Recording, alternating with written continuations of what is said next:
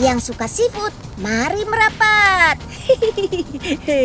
Dagingnya yang lembut, cita rasa khas, dan kandungan kalsium serta proteinnya bikin rajungan diincar banyak penggemar seafood.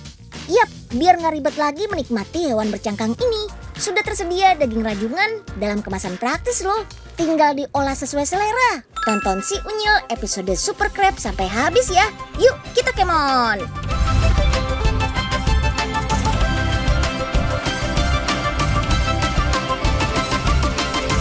Si Unyil, yuk kita kemon. Setiap harinya ada sampai 3 ton rajungan yang diolah oleh pabrik yang berada di Makassar, Sulawesi Selatan ini. Rajungan yang dikirim ke sini sudah dalam bentuk rebusan atau setengah matang. Karena rajungan memang gak bisa bertahan lama tanpa air, makanya pengepul bakal segera mencuci rajungan segar dan merebusnya biar dagingnya tahan lama. Jadi di pabrik ini daging rajungannya tinggal disortir kemudian dikemas deh. Proses penyortiran dilakukan untuk memilih rajungan berdasarkan kualitas dan juga kuantitasnya. Masukkan rajungan yang berukuran besar dan kondisinya bagus ke dalam kelompok grade A. Sedangkan untuk rajungan yang ditemukan cacat atau tidak segar lagi, bisa langsung di-reject alias ditolak. Selesai disortir, timbang rajungan dalam basket-basket ini. Dalam setiap basket berat rajungannya harus sama, yaitu 10 kg. Selanjutnya, rajungan-rajungan ini dibagikan ke masing-masing kelompok pengupas untuk proses pengupasan cangkang. Kelompok pengupas cangkang ini semuanya sudah terlatih loh. Lihat aja tuh, kerjanya cepat banget. Dalam proses pengupasan ini, daging rajungan yang baru dikeluarkan dari cangkang masih harus disortir lagi. Karena dalam setiap rajungan terdapat 2 jenis daging yang berbeda kualitasnya, yaitu jenis daging putih dan daging merah. Daging putih berasal dari bagian ruas-ruas dada rajungan. Daging jenis inilah yang kualitasnya paling bagus dan harganya mahal. Sedangkan daging merah berasal dari bagian capit dan kaki rajungan. Daging jenis ini kualitasnya kurang bagus dan harganya lebih murah. Oke deh, daging rajungannya sudah terkumpul nih. Sebelum masuk ke tahap berikutnya, kita timbang lagi yuk daging rajungannya untuk memastikan berapa banyak daging yang dihasilkan dari rajungan utuh tadi. Umumnya dalam setiap 1 kg rajungan hanya menghasilkan sekitar 200 gram daging saja. Untuk memastikan kualitas daging rajungan tetap terjaga, harus dilakukan pengujian dulu nih, yaitu dengan menguji ukuran dan juga aromanya. Pisahkan daging yang ukurannya di bawah standar ya. Begitu juga dengan daging yang aromanya sudah tidak sedap lagi. Karena aroma pada daging ini menentukan tingkat kualitasnya. Setelah itu bersihkan daging rajungan dari kotoran dan juga lemak-lemak yang menempel. Proses ini dilakukan untuk memastikan kondisi daging benar-benar bagus dan utuh sebelum diproduksi. Nah, dagingnya sudah bersih nih. Kualitas daging rajungan akan tetap terjaga dan tahan lama dengan adanya serbuk sap atau sodium asid polifosfat. Serbuk sap ini aman ya untuk makanan. Bahkan sudah menjadi standar untuk setiap makanan kaleng di Eropa dan Amerika sana. Tutup semua kaleng yang sudah terisi menggunakan mesin simmer. Selanjutnya adalah tahap yang paling utama, yaitu pasteurisasi.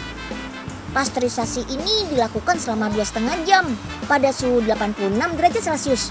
Tujuannya untuk membunuh bakteri-bakteri jahat yang masih terdapat pada daging rajungan. Sehingga daging rajungan dalam kaleng akan awet dan tahan lama, bahkan bisa sampai 2 tahun. Setelah didinginkan, daging rajungan dalam kaleng-kaleng ini akan dikemas dan siap dikirim ke berbagai negara di dunia. Setiap hari pabrik ini mampu memproduksi daging rajungan hingga 2.000 kaleng loh, di mana setiap bulannya diekspor ke Amerika Serikat sebanyak 32 ton. Wih, kerennya Indonesiaku.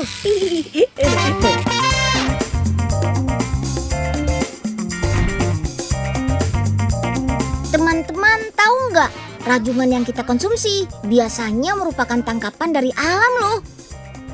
Ini tuh butuh usaha banget, karena si rajungan atau Portunus pelagicus hampir tidak pernah naik ke darat. Mereka lebih senang bermain di dasar laut atau berenang-renang di perairan yang lebih dalam. Untungnya nih, lewat teknologi di bidang kelautan, sekarang rajungan sudah bisa dibudidayakan di darat. Kalau sudah waktunya panen, rajungannya tinggal ditangkap menggunakan alat perangkap ini. Terbuat dari kawat yang di dalamnya diberi umpan ikan asin kecil. Panen juga bisa menggunakan jaring atau jala. Tinggal dibentangkan di dalam tambak, rajungan bakal tersangkut dengan sendirinya. Dengan teknik budidaya seperti ini, butuh waktu 3 bulan sejak usia rajungan remaja sampai tiba waktu panen. Budidaya rajungan seperti ini membutuhkan karamba persegi 4 sebagai tempat untuk mengawinkan induk rajungan. Ada 18 kotak keramba yang masing-masing berisi 1 ekor induk betina dengan 2 hingga 3 ekor pejantan yang disebar di sembarang tempat. Lihat tuh, ada induk rajungan yang sudah bertelur. Telur-telur yang berwarna hitam ini adalah telur yang sudah berumur 1 minggu dan siap menetas. Telur yang sudah menetas menjadi larva membutuhkan waktu 25 hari untuk berubah menjadi bayi-bayi rajungan. Saat menginjak usia remaja, baru deh rajungannya dilepas ke kolam-kolam budidaya untuk tahap pembesaran. Butuh waktu sekitar 3 bulan sampai semua rajungan siap untuk dipanen. Buat yang mau menggeluti usaha budidaya rajungan, sekarang ada nih inovasi teknik budidaya yang jauh lebih efisien dan kualitas hasil budidayanya juga meningkat. Memanfaatkan model pembudidayaan dengan teknologi aquaculture berwujud apartemen gini gak cuma rajungan. Kita juga bisa loh membudidayakan kepiting. Nah, ini dia wujud apartemen kepitingnya. Bagian dari apartemen kepiting dibuat dari kotak-kotak berbahan PVC yang tebal dan kuat, disusun secara vertikal dan horizontal. Inovasi ini dikembangkan sebagai usaha mengendalikan populasi kepiting di alam. Karena kepiting konsumsi kebanyakan berasal dari hasil tangkapan langsung atau budidaya di hutan bakau. Akibatnya, produksi kepiting jadi tidak menentu dan kualitas kepiting juga tidak seragam deh. Padahal sekali bertelur, kepiting bisa menghasilkan 2 juta butir telur loh. Wih. Yuk kita kemon. Inovasi apartemen kepiting ini punya banyak keunggulan. Utamanya adalah hemat lahan, serta bisa diterapkan di mana saja. Misalnya di daerah perkotaan berkonsep urban culture. Yap, menurut perhitungan, untuk budidaya 1000 ekor kepiting dengan 1000 kotak, luas lahan yang dibutuhkan cuma 11 meter kali 6 meter. Artinya, kita cuma perlu menyiapkan lahan seluas 66 meter persegi saja loh.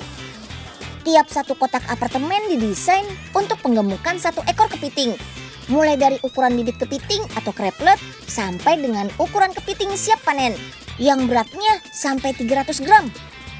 Saat ini sudah ada 3.000 kamar apartemen untuk kepiting yang terbagi jadi 3 balok apartemen. Proses perawatannya juga jadi lebih gampang. Porsi makan selalu terpantau untuk tiap ekornya. Jadi pertumbuhan kepiting jelas lebih cepat deh. Bahkan nantinya sudah disiapkan teknologi pelacakan menggunakan teknik pemindaian kode batang atau barcode berstandar internasional. Wih, keren ya! Pembersihan juga hanya dilakukan untuk membuang sisa-sisa makanan padat yang tidak termakan oleh si kepiting, biar kualitas air tetap terjaga.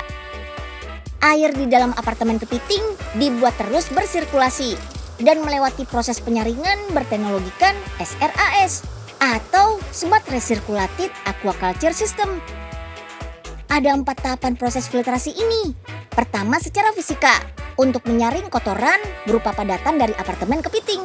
Lalu secara kimia, dengan penambahan oksigen pada air. Lanjut melewati proses biologi, dengan bantuan bakteri yang bisa mengurai limbah yang larut bersama air. Terakhir, ada filter sinar UV, buat mematikan bakteri bersifat patogen yang bisa mengganggu kesehatan si kepiting nantinya. Oh iya, dalam membudidayakan kepiting, satu proses yang gak boleh ketinggalan adalah mengecek kepiting yang siap buat berganti cangkang. Atau kalau kata teman Inggris Otan, istilahnya molting. Pergantian cangkang umum dilakukan untuk kelompok hewan krustasea yang berkulit keras. Ini dikarenakan ukuran tubuhnya membutuhkan cangkang yang lebih luas. Setelah molting, ukuran kepiting bakal bertambah lebih besar, sekitar 30% dari ukuran sebelumnya. Setelah keluar dari cangkang lamanya, cangkang kepiting yang baru masih bertekstur lunak. Nah, kepiting dengan cangkang lunak seperti inilah yang punya sebutan kepiting soka. Nah, teman-teman Unyil, nah ini kepiting soka, mungkin kalian pernah dengar kan namanya kepiting soka. Jadi kepiting soka itu bukan jenis kepiting ya Pak ya? Bukan, Tapi kepiting cangkang lunak. kepiting cangkang lunak. Yang keluar ini seperti ini. Oh, gini ya. Jadi ini tidak akan menjepit karena lunak semua masih. Lunak ya, jadi aman nih teman-teman. Kalau dipegang yang belum bisa nyapit ya? Belum. Oh iya. Nanti setelah kira-kira 4-5 jam dia akan mengeras lagi. Mengeras lagi ya? Jangan, kalau setelah mengeras jangan coba-coba. Jangan coba dipegang ya? Dipegang. Kepiting soka juga bisa dikonsumsi dan punya peminat tersendiri hingga mancanegara. Soalnya seluruh bagian tubuh si kepiting jadi bisa dimakan, termasuk cangkang lunaknya. Kepiting soka kaya akan kalsium yang bagus untuk pertumbuhan tulang dan gigi, terutama buat anak-anak kayak Unyil. Spesies kepiting Indonesia yang umum dibudidayakan ada 2, kepiting bakau dan rajungan. Tapi teman-teman tahu nggak apa bedanya? Nah, Unyil sudah tanya nih sama teman Unyil si Otan. Secara fisik, rajungan punya bintik-bintik putih dan warna yang lebih terang dibandingkan kepiting bakau yang lebih gelap. Rajungan juga punya kaki yang panjang-panjang dibanding kepiting bakau. Kalau dari habitatnya, kepiting hidup di air laut yang tidak terlalu dalam, kayak di hutan-hutan bakau. Kalau rajungan selalu tinggal di kedalaman laut. Makanya kepiting bakau bisa hidup di 2 alam, air dan darat. Sedangkan rajungan cuma di air aja deh. Dengan habitat apartemen yang lebih bersih dan terawat, hasil panen kepiting juga punya standar kualitas yang mumpuni. Yap, kepiting jadi lebih bersih dari lumpur, berat, dan ukuran daging yang juga lebih tebal. Dengan nilai ekonomis kepiting yang masih tinggi, keberadaan inovasi teknologi apartemen kepiting pastinya bisa menjadi solusi untuk budidaya kepiting yang lebih mudah, berkualitas, dan hasilnya bisa terus bersaing pastinya. Mantap! Melihat budidaya kepiting sudah.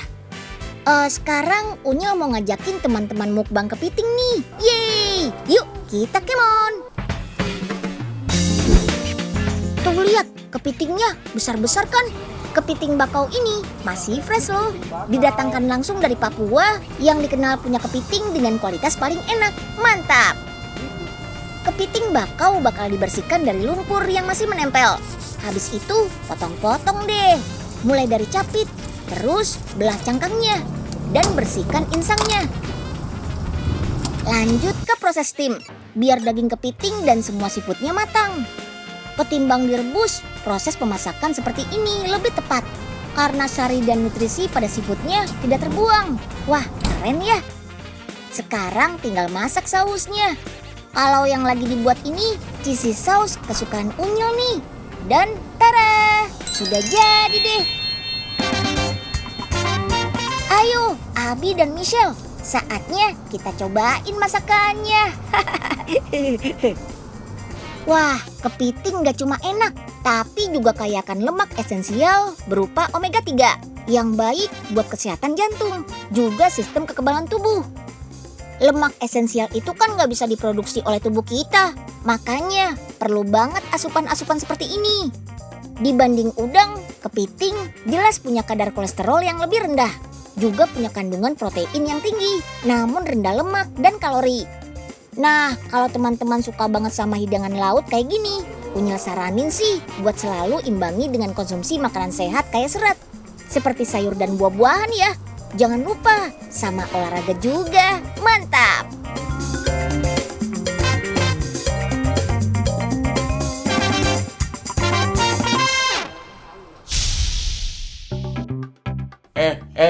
Den Unyil, bawa apaan tuh? Unyil tadi habis main ke apartemen kepiting, Pak.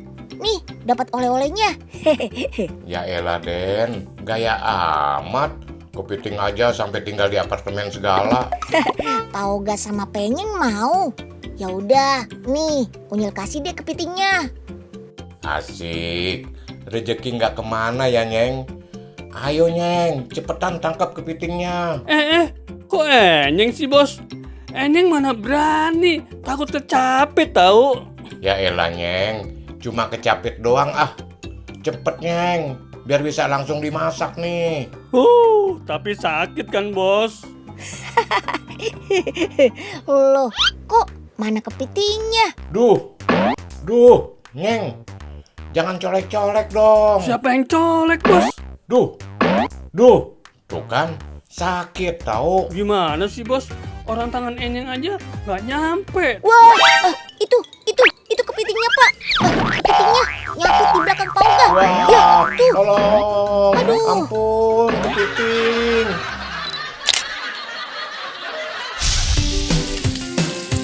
Ingin menikmati lembut dan manisnya daging kepiting, tapi males ribet. Ada nih bola-bola kepiting yang nikmat no repot. Yuk ikut Unyil ke pabrik pembuatannya. Kita kemon. Proses pertama adalah penggilingan surimi. Surimi adalah daging ikan yang dihaluskan dan dibekukan. Surimi ini memang menjadi salah satu bahan dasar untuk pembuatan aneka olahan makanan laut. Setelah halus, ditambahkan campuran bumbu-bumbu halus untuk menguatkan rasa. Dan dibiarkan kembali beberapa saat hingga surimi dan bumbu tercampur rata. Dalam menghaluskan surimi, digunakan mesin khusus dengan kapasitas sekali mengaduk hingga 300 kg loh. Wow! Setelah surimi kalis dan tercampur rata, saatnya dipindahkan nih. Selanjutnya, adonan yang sudah dihaluskan dipindahkan ke mesin mixing. Dalam proses ini, adonan dicampur dengan butter, tepung tapioka, dan daging kepiting. Semua adonan kemudian dicampur hingga tercampur rata. Nah, bagian ini nih yang Unyil suka. Proses pembentukan adonan. Adonan kepiting dimasukkan ke dalam mesin otomatis. Dan plung plung plung, bola-bola kepitingnya langsung jadi tuh. Dengan mesin otomatis ini, proses pembentukan bola-bola kepiting bisa lebih cepat dan semua ukurannya sama. Bola-bola kepiting ini secara otomatis juga langsung masuk ke bagian perebusan. Untuk mematangkan bola-bola kepitingnya, suhu yang dipakai mencapai 88 hingga 90 derajat Celcius teman. Mesin perebusannya akan menggiring bola-bola kepiting hingga semua matang. Di akhir mesin sudah ada operator yang siap mengumpulkan bola-bola kepitingnya.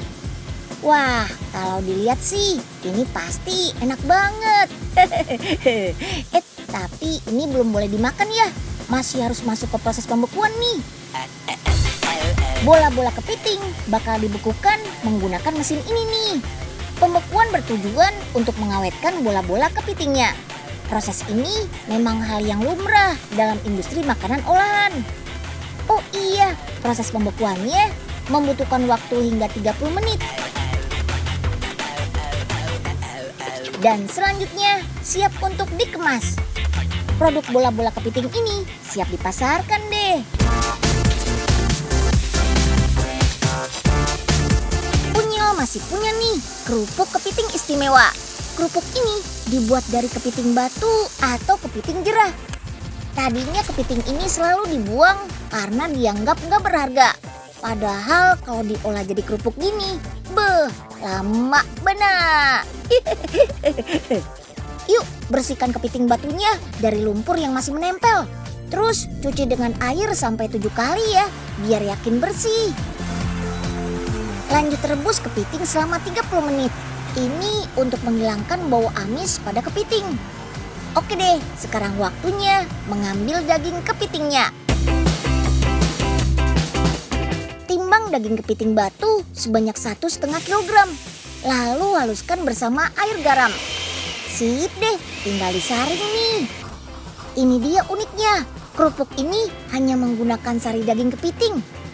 Come on, kita buat adonan kerupuknya. Masukkan tepung terigu, mentega, dan minyak. Tambahkan sari kepiting. lalu giling sampai adonan kalis. Kalau sudah, tinggal tipiskan adonannya. Lalu potong memanjang sekitar 4 cm. Siap kita goreng nih. Biar rasanya semakin lezat, tambahkan bumbu yang terbuat dari bawang merah, gula pasir, dan garam. Aduk sampai bumbu meresap. Kerupuk kepiting batunya sudah jadi deh. Renyah dan lezat. Dan juga sehat dong pastinya. Mantap! Kita kemon. Ayo ngaku, siapa yang habis nonton episode Super Crab langsung auto pesen olahan kepiting atau rajungan? Menikmati seafood sih boleh-boleh saja, tapi perhatikan juga kadar kolesterolnya ya. Pastikan olahraga dan minum air hangat setelah mengkonsumsi seafood untuk membantu tubuh mencerna makanan. Jangan lupa juga buah dan sayurnya untuk mengurangi penyerapan lemak dan kolesterol dalam darah. Oke, semangat ya teman-teman. See you!